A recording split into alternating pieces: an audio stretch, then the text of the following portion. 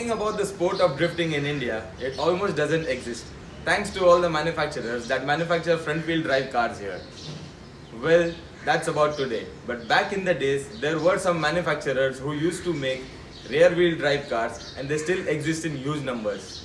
One car that I want to talk about today is the Premier 118 NE that used to come in a rear wheel drive setup and a Nissan 812 engine. This car really caught my attention as one day randomly on Instagram I saw some videos on drifting, and that was in Russia, and Russian drifters use Lada 2105s as their drift cars.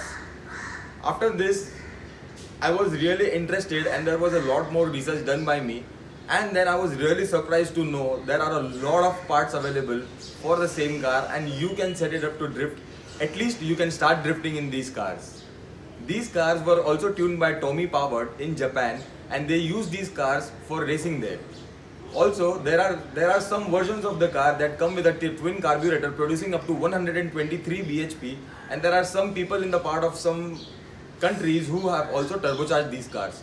So yeah, there are a lot of potential parts available and you can tune these cars to drift as and when you grow in drifting. Coming back to India, there are two people in particular I want to talk about. One is a garage from south called as Uber Workstadt, who has set his car up with stiffened suspensions from Koni and 13-inch rims. It's a crazy car. Go and check his Instagram profile out and you will see the car there. The second person I want to talk about has taken 118 NE to the next level with only drifting in particular, and he has made a lot of videos on 118 NE on how to set them up for drifting. He has even swapped his car with a Gypsy engine, and there are a lot of videos where he has shown how to make all the mechanical changes and everything to set it up to drift. The main point being drifting on budget. You can find these cars ranging from 20,000 rupees up to 4 lakh rupees, or otherwise what the owner really wants for it. To set it up to drift, there are three major things that you will need.